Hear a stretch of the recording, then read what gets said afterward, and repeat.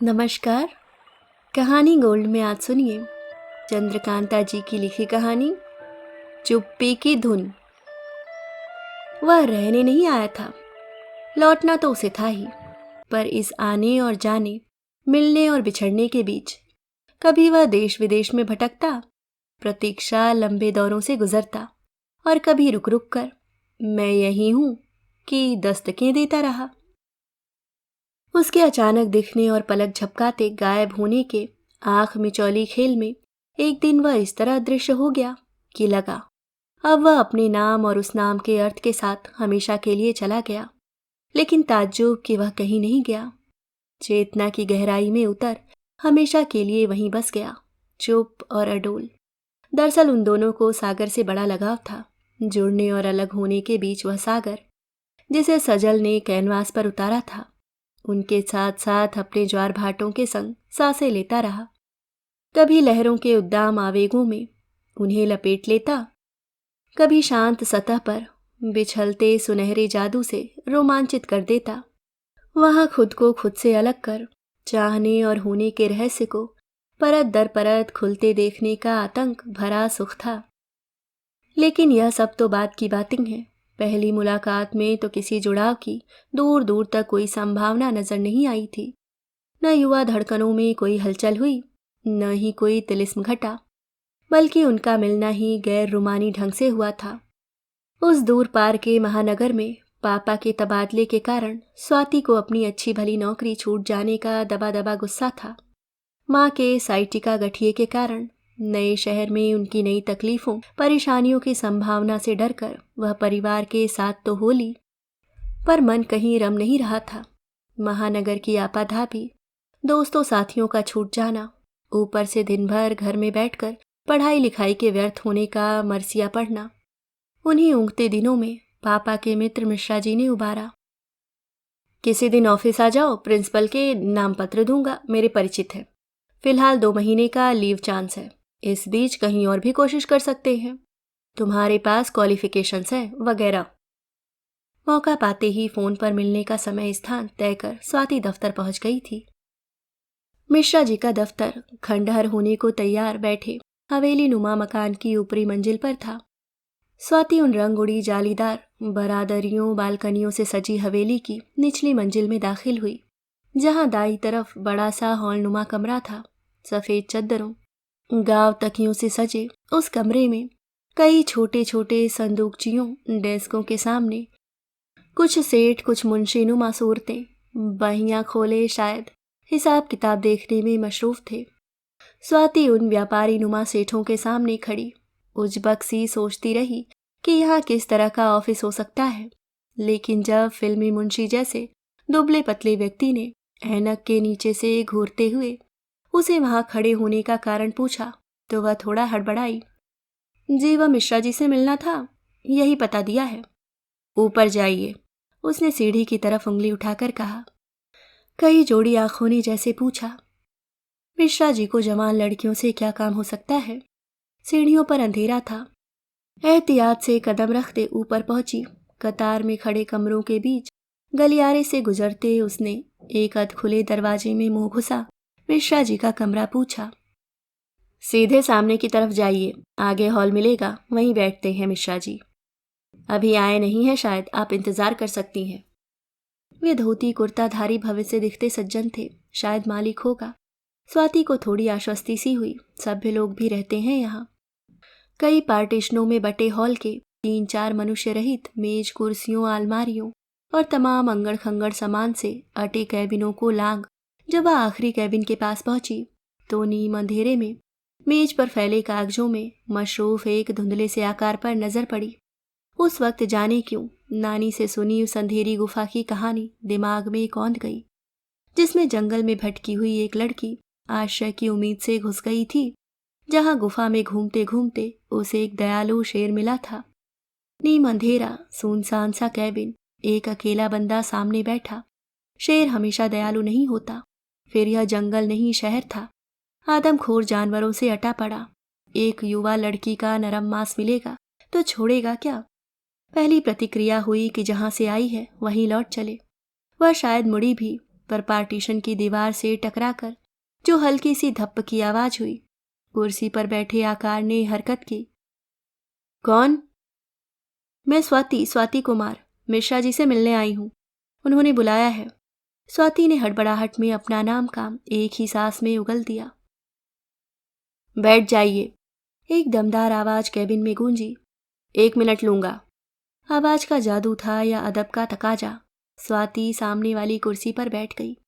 चौकन्नी आंखों ने अंधेरे के अभ्यस्त होते ही आसपास पड़ी 2 कुर्सियों, किताबों से ठुसी पड़ी अलमारी और मेज पर फैले कागजों के ऊपर झुकी उस काया को देख लिया, जो कुर्सी पर बैठी हुई भी खड़ी लग रही थी, क्योंकि सामने पड़े फर्नीचर का हर हिस्सा उसके सामने बौना लग रहा था। उड़ती नज़र से देखा, उम्र कोई 25 से 30 के बीच हो सकती है। ज़रूर किसी सरकारी दफ्तर का बाबू होगा, जो काम कम और अगले के सामने फालतू में व्यस्त दिखने का नाटक कर रहा है। इधर सही उधर एक स्ट्रोक जैसा कुछ करने वाला बंदा क्या कोई चित्रकार है? मिश्रा जी तो वह नहीं हो सकता। जो भी हो, आदमखोर नहीं लग रहा। यही क्या कम है? स्वाति खामोश कमरे में आवाज़ों की टोह लेती चौतरफ मुआयना करने लगी। नीचे हलचल होने के बावजूद ऊपर के कमरे खासे चुप थे। बाईं तरफ कांच जड़ी लंबी सी खिड़की थी, जिस पर धूल मैल की बेहिसाब परतों की पृष्ठभूमि में कबूतरों की बीट ने पोल्का डॉट वाली पेंटिंग बना दी थी। स्वाति के भीतर हंसी फूट पड़ रही थी। इस चित्रकारी माहौल में बेचारी सूर्य किरणें अभेद्य शीशों से माथा पीट कर लौट जाने की सिवाय कर भी क्या सकती है? खिड़की के ऊपर खिड़की जैसा ही धुंधला रोशनदान था, जिसकी जरा सी खुली झिर्री में चिड़ियों ने ढेर सारे तिनके घुसा दिए थे। एक नन्ही गौरैया चोंच में तिनका लिए बार बार कांच से टकरा रही थी, शायद घोंसला बनाने की फिराक में थी। स्वाति को चिंता सी हुई, कहीं यह नन्ही जान जख्मी न हो जाए। इस बीच कुर्सी पर बैठा व्यक्ति कागज पेंसिल समेट स्वाति से मुखातिब हुआ। आप शायद यहाँ पहली बार आई हैं। उसकी आवाज़ से सोया कमरा जाग उठा लगा। उसने यह आवाज़ कहीं सुनी है। जी, मिश्रा जी ने बुलाया था, उसने एक बार फिर दोहराया। मैं समझ गया, लेकिन मिश्रा जी 2 दिन की छुट्टी पर गए हैं। उन्हें अचानक ही जाना पड़ा। आप दूर से आई लगती हैं, इसी से आपको रोका। पुरुष ने बेल बजाकर पानी मंगाया। अपना नाम सजल शर्मा बताया। सजल? क्या सजल नाम था उसका? पता नहीं, शायद नहीं। मैंने आपके काम में बाधा डाल दी। I am very sorry. वह बैग कंधे पर रख संभालती उठने लगी तो उसने आग्रह किया, बैठिए 2 मिनट, चाय पी लेते हैं, मुझे भी तलब लगी है। अब तो आपने काम में बाधा डाल ही दी है। स्वाति ने उसकी उजली दंत पंक्ति देख ली, शायद वही है। पूछे क्या? मिश्रा जी से कुछ ज़रूरी काम था? जी, दरअसल वह हिचकिचाई। कोई ज़रूरी नहीं है बताना, मैं तो यूं ही पूछ बैठा था। नहीं नहीं, ऐसी छिपाने लायक कोई बात नहीं। स्वाति ने नौकरी संबंधी ज़रूरतों की बात की। यह भी बताया कि वह यूपी से है। यह महानगर उसे अच्छा नहीं लगा, बिल्कुल पराया सा लगता है। घर से कितना तो दूर भी है। पापा के तबादले ने काफ़ी समस्याएं पैदा कर दी हैं। बातों बातों में यह भी बताया कि यूँ तो वह दिल्ली में भी रह चुकी है पढ़ाई के लिए, पर नौकरी उसने लखनऊ में ही की। पता चला कि सजल शर्मा भी दिल्ली यूनिवर्सिटी में पढ़ चुका है। स्वाति से 2 साल सीनियर रहा है। अचानक हल्का सा जुड़ाव महसूस हुआ। स्वाति को सजल की आवाज़ का जादू समझ में आया। पहचानी सी लगी थी सजल की आवाज़। उसे खुशी हुई और उसने वह जाहिर भी की। पहचान का प्रमाण देते महाश्वेता देवी का नाटक 1084 की माँ याद दिलाया, जिसमें सजल ने विद्रोही युवा की भूमिका निभाई थी। नाटक, डिबेट्स, गेम्स, हर जगह तो मौजूद था सजल। 6 फुट लंबी हस्ती आंखों वाला सजल शर्मा। हाँ, दुनिया भर की खुराफातों में हिस्सा लिया है मैंने, पर कमाल है कि मैं वहाँ आपसे मिला नहीं। कहाँ छिपी रहती थी? सजल धीरे धीरे खुलता गया। संवाद जमने लगा। लड़कियां आप पर फिदा थीं, पर मैं स्वभाव से संकोची रही हूँ। फिर आप जल्दी चले भी गए थे। यानी चला न गया होता तो हमारी दोस्ती होने की संभावना थी। सजल मुस्कुराया। स्वाति ने देखा, धूप सी फैलती है वह मुस्कुराहट। सहज वार्तालाप, यादों के खुलते कैनवास और सजल की अपने बारे में जानकारियाँ। काफ़ी कुछ जान गई स्वाति पहली ही मुलाकात में। यह भी कि दिल्ली यूनिवर्सिटी से एमए करने के बाद वह बम्बई चला गया था। पेंटिंग में मन रमता था। जे स्कूल ऑफ आर्ट्स में दाखिला लिया। उसके पास कहने को बहुत कुछ था। उसने तय किया कि वह फ्रीलांसिंग करेगा। वह दूर दराज की बस्तियों, जंगलों में घूमकर आदिवासियों, घुमंतुओं की जिंदगी कैनवास पर उतारना चाहता है। चाहता है फूलों की गंध, लोरियों की ध्वनियाँ और सागर की हरहराहट अपने चित्रों में भर दे। यहाँ एक दोस्त के कहने पर आया। 2 साल का कॉन्ट्रैक्ट है, पर काम पूरा होते ही चला जाएगा। स्वाति चलने को हुई तो सजल भी साथ हो लिया। आपको बस स्टॉप पर छोड़ आता हूँ। यहाँ से एक बस सीधी आपके घर जाती है, पर उससे पहले आप मेरे साथ कॉफ़ी पिएंगी। यहीं पास में एक अच्छा कॉफ़ी शॉप है। फिर कभी। स्वाति को नीचे संदूकचियों के पास बैठे व्यापारियों की उन्हें साथ देखकर चौड़ी होती आंखें दिखाई पड़ी, लेकिन उसने नहीं कहने का मौका नहीं दिया। कॉफ़ी अच्छी लगी सजल भी। यहाँ बैठकर ठहाके लगाए जा सकते हैं। दफ्तर की घुटन से कुछ देर के लिए छुटकारा भी ज़रूरी है ना।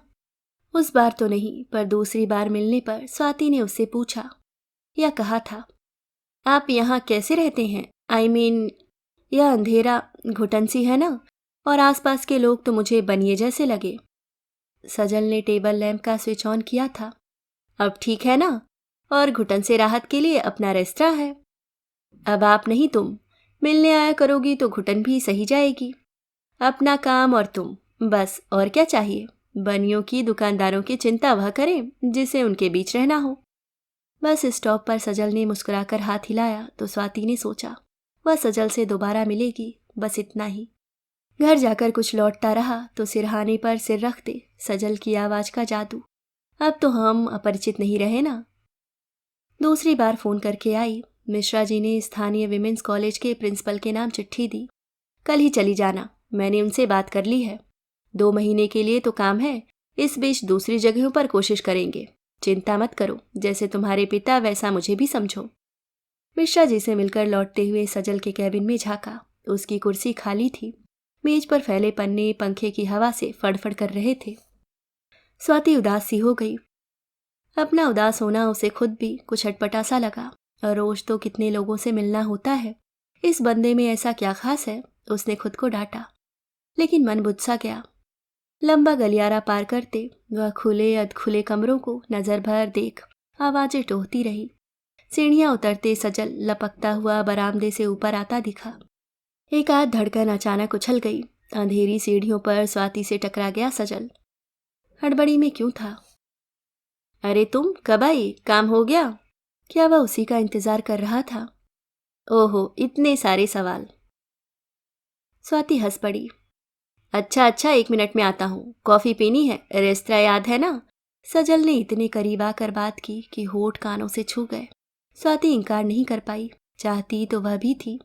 उस बार वे ज्यादा देर कॉफी शॉप में बैठे गपियाते रहे। सजल स्वाति को अपनी महत्वाकांक्षी दुनिया में घुमाता रहा। वह चित्रकला को अभिव्यक्ति का माध्यम ही नहीं, अपना भविष्य भी बनाना चाहता है। पाखंड पर्वों को उत्सव की तरह मनाती व्यवस्था में वह तमाशाई बनकर जीना नहीं चाहता।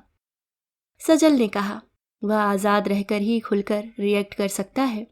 बंद कर जीना उसे कबूल नहीं है, उसे दूर जाना है। स्वाति ने शुभकामनाएं दी। आप में रचने का उत्साह है।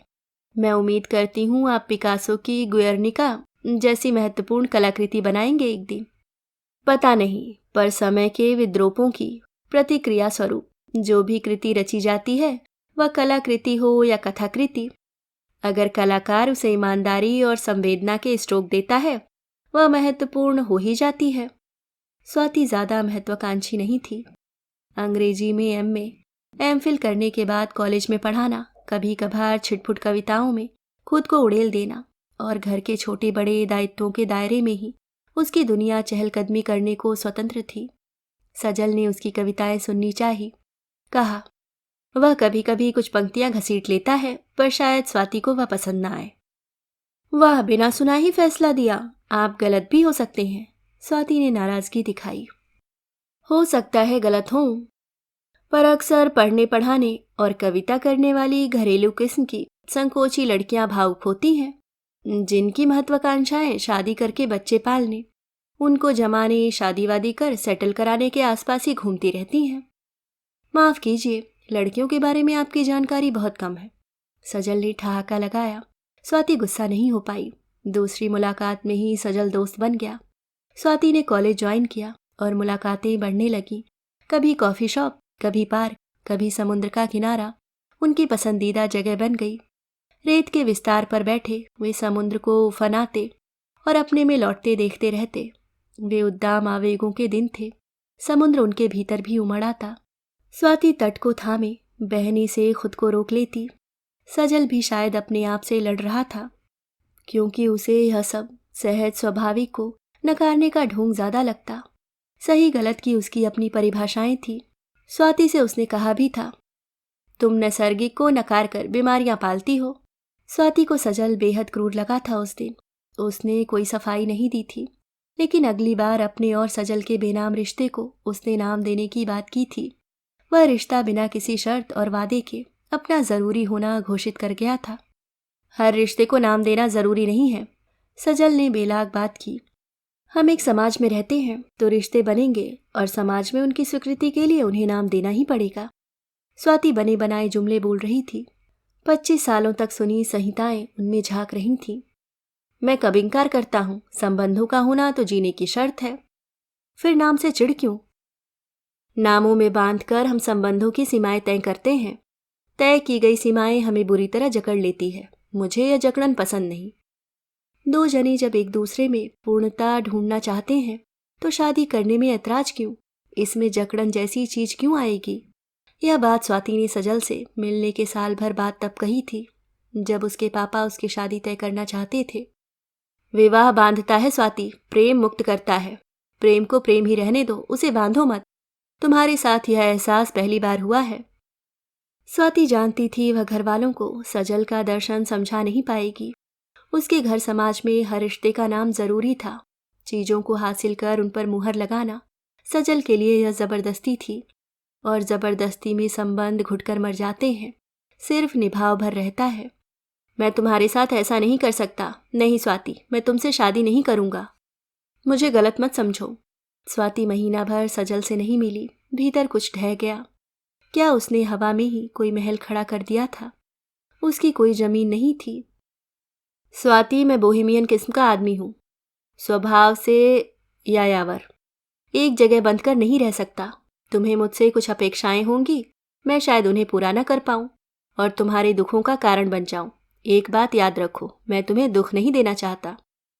अजीब किस्म की साफ गोई थी। ये बातें उसने तब कही थी जब स्वाति के भीतर इच्छाओं के परिंदे आसमान में उड़ान भरने लगे थे। उसने कहा, मैं बंधना नहीं चाहता, लेकिन वह बंध गया था। उसकी हथेलियां स्वाति के नरम गर्म स्पर्श ढूंढने को अकुलाती थीं। स्वाति का हाथ अपने हाथ में लिए वह घंटों चुपचाप लहरों का आलोड़न देखता रहता।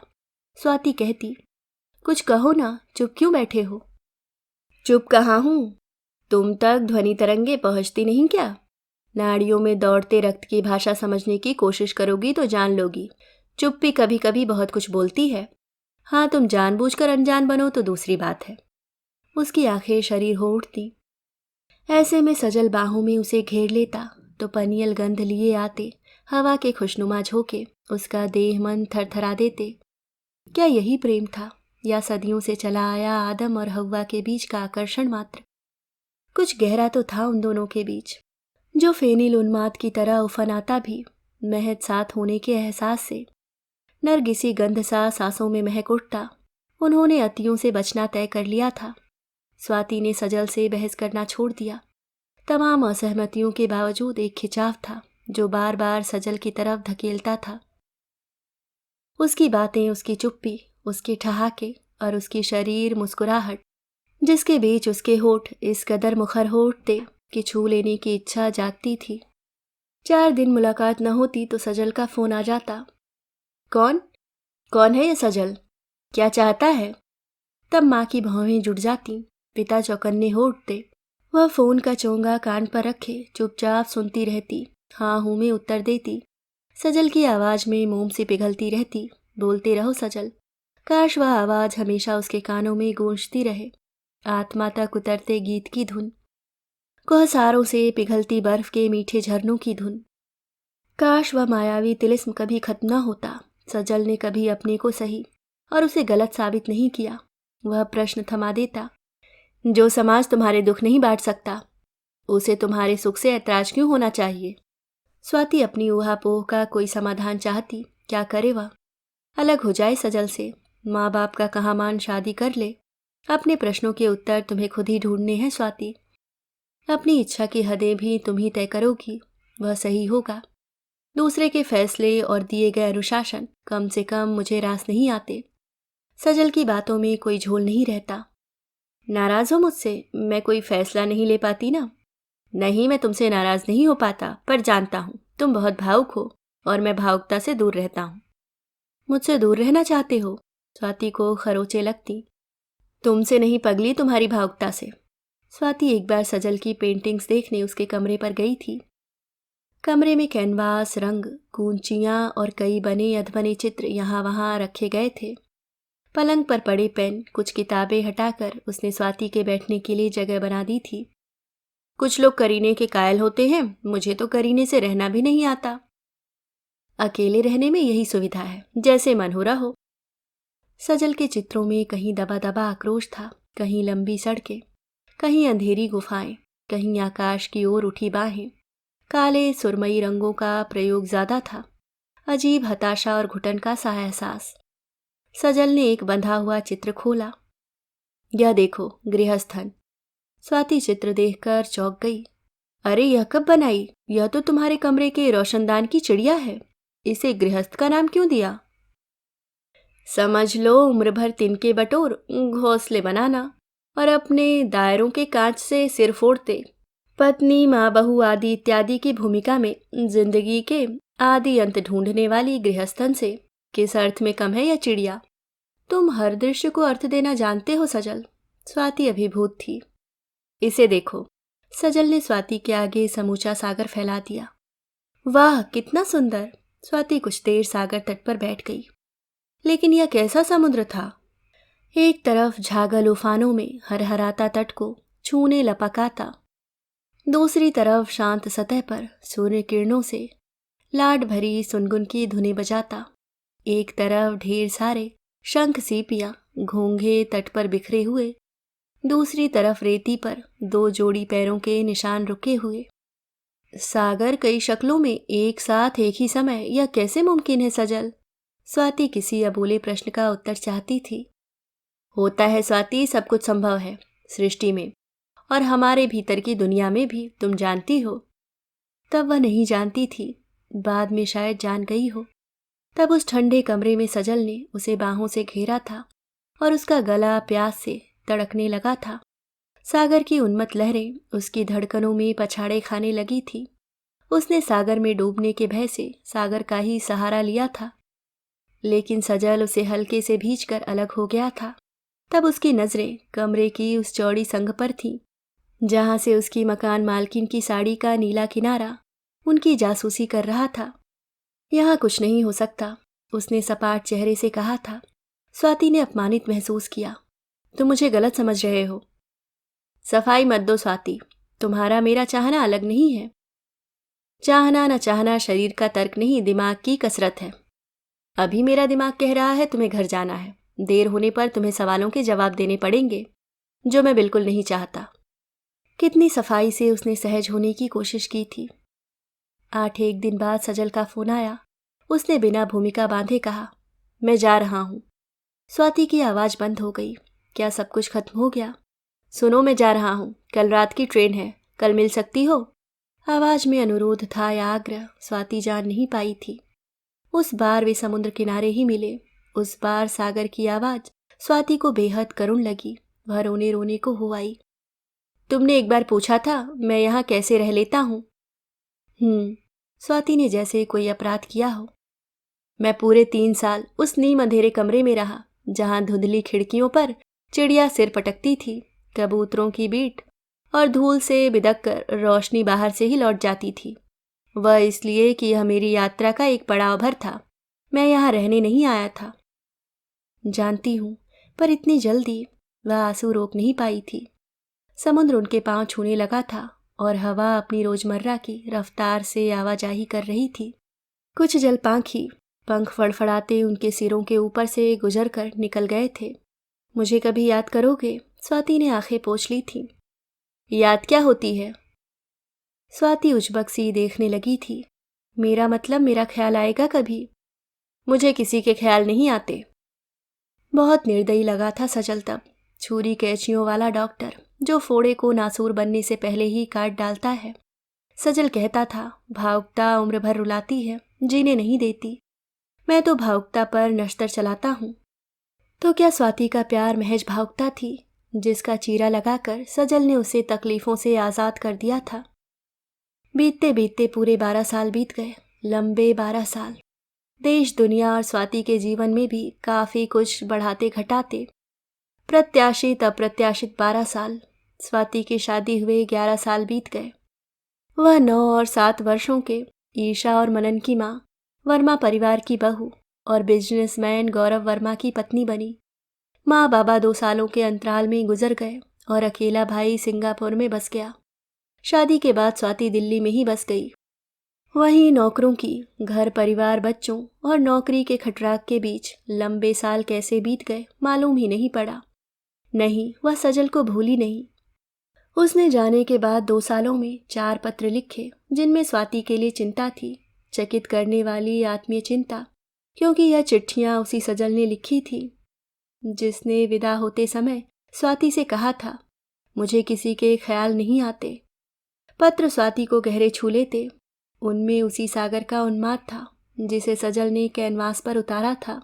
उनमें बीता हुआ समय फ्रीज हो गया था। कमाल का ऑब्जर्वर था सजल। उसे अलग होते वक्त खुद के क्रूर होने का एहसास कचोटता था। शायद तभी उसके पत्रों में क्षमा याचना, मनोहारों और चुंबनों के सहलाते स्पर्श थे। स्वाति का एकांत अपना था, पर सजल के पत्रों से उसकी गृहस्थी में तूफान आ सकता था। उसने सजल को पत्र लिखने की मनाही कर दी।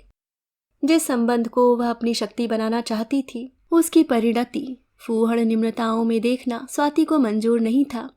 सालों बाद शनिवार की एक दोपहर अप्रत्याशित घटा। दरवाजे पर दस्तक का जवाब देते स्वाति ने शीशे से बाहर खड़े जिस व्यक्ति को देखा, उसे वह नितांत अपरिचित लगा। हेमिंग्वे की दाढ़ी, गुरु कुर्ता, तंग मोहरी का पजामा पहने कौन था वह? आपको किनसे मिलना है? नहीं पहचाना ना? मैंने कहा था, गृहस्थ बनकर स्त्री अपने बनाए घरों में इस कदर उलझ कर रह जाती थी कि घरों से बाहर का कुछ भी याद नहीं रहता। ओ तुम, माय गॉड, अंदर आओ। सॉरी, मैं तो बिल्कुल पहचान ही नहीं पाई। कितने तो बदल गए हो तुम। यह दाढ़ी कब से रखी? सचमुच की है ना? स्वाति ने उत्तेजित आश्चर्य में कई सवाल एक साथ कर डाले। छू कर देख लो। उसकी आंखों में वही 12 वर्ष पहले का जाना पहचाना अपनापन था। 12 वर्षों में वह कहाँ से कितना बदल गया था, इसे जानने की कोशिश में स्वाति ने उसे कुरेदा था। एक बार तुमने कहा था कि तुम्हें किसी के ख्याल नहीं आते। मैं तब बेवकूफ़ था। बिना जिरह सजल ने कबूल किया था कि उसने 12 साल स्वाति से अलग होने के दुख को खरोचा था, जबकि उसे गुनगुने फाहे की ज़रूरत थी। उसके पास कहने को बहुत कुछ था। कॉफ़ी सिप करते उसने अपनी यात्राओं, एकल प्रदर्शनियों, पुरस्कारों की थोड़ी शब्दों में जानकारी देते नन्ही बेटी सोनल का जिक्र किया था। तो तुमने शादी कर ही ली? स्वाति हल्के से हंस दी। हाँ, एक लड़की मिली कलकत्ते में जिसे मेरे यायावर होने में ऐतराज नहीं था। मैंने उसे अपनी शर्त बता दी थी। उसने भी मुझे बांधने की कोशिश नहीं की। खुश हो ना? कोई पुराना कांटा खींचकर निकाला था स्वाति ने। खुश तो मैं हर हाल में रहता हूँ, तुम जानती हो। हाँ, यह भी जानती हूँ कि बदलना आदमी का स्वभाव है। अच्छा है ना? सोच समझकर आदमी अपने रास्ते चुने, जहाँ सुविधा हो आगे बढ़े, जिधर चाहे मुड़ जाए। मन हो तो संबंध बनाए, जब जाए तो उनकी पोटलियाँ बनाकर पानी में बहा दे। स्वाति मजाकिया मूड में बात करना चाहकर भी आवाज की तलखी छिपा नहीं पाई। क्या सजल ने सचमुच उसे चाहा था? तुम ठीक कह रही हो। शायद संबंध बनाना, बदलना, अपने रास्ते चुनना आदमी का स्वभाव है, पर प्रेम तो एक ही बार किया जाता है। सजल ने बात का दंश नजरअंदाज कर दिया था। एक गृहस्थन प्रेम के बारे में क्या जानती है या क्या जान सकती है? स्वाति विरक्त सी हो उठी थी, पर सजल हार मानकर चुप नहीं रहा। एक बार अपने अंदर झांक कर देखो। एकांत में तुम्हें एक ही धुन सुनाई देगी, आत्मा तक उतरती धुन। वह धुन मैंने बार बार सुनी है स्वाति। तुमसे दूर जाकर, तमाम दुनियावी धंधों से गुजरते भी वह गूंज मुझे सुकून देती रही। अगर तुमने कभी प्रेम किया है तो वह धुन तुम्हें भी सुनाई देती होगी। वह हर मुश्किल आसान कर देती है स्वाति, किसी का कुछ नहीं छीनती। सजल एक बार फिर लंबे प्रवास पर निकल पड़ा था। स्वाति सुबह शाम की जिम्मेदारियों, उलझनों, छोटी बड़ी खुशियों के बीच भरपूर जीते। जब कभी एकांत में अपनी चाहों को टटोलती तो सजल सामने खड़ा हो जाता। अपने अंदर झांक कर देखो स्वाति, तो एक धुन सुनाई देगी, आत्मा तक उतरती धुन। वह धुन तुम्हें सुकून से भर देगी। वह किसी का कुछ नहीं छीनती। साल भर बाद सजल का फोन आया। घर आऊंगा, मेरे साथ लंबे ड्राइव पर चलना, बहुत सी बातें करनी है तुमसे। स्वाति इंतजार करती रही पर सजल नहीं आया। दूसरी बार भी फोन करके जब वह नहीं आया तो स्वाति को गुस्सा आने लगा। सजल से ज्यादा खुद पर। क्या पागलों की तरह रास्ता देखती रहती है? जब फुर्सत मिलेगी तो आ जाएगा। एक दोस्त ही तो है वह। उम्र और बदलते हालात में उस प्रेम के लिए कौन सी जगह बची है जो उफन आई लहरों की तरह समूचे अस्तित्व को आलोड़ित कर गई थी सालों पहले। और फिर उसका आखिरी फोन। सॉरी, 2 बार आने का वादा किया, नहीं आ पाया। एक बार गाड़ी का एक्सीडेंट हुआ, दूसरी बार हार्ट अटैक। दोनों बार अस्पताल पहुंच गया। अब कल श्रीधरानी गैलरी में मेरे चित्रों की प्रदर्शनी है, जरूर आ जाना। वह सागर वाला चित्र रखा है प्रदर्शनी के लिए, उसे बेचा नहीं है। इस बार तुम्हें भेंट करूंगा, उसे लेने आ जाओगी ना? वह दिए गए समय पर त्रिवेणी पहुंची। गैलरी बंद थी।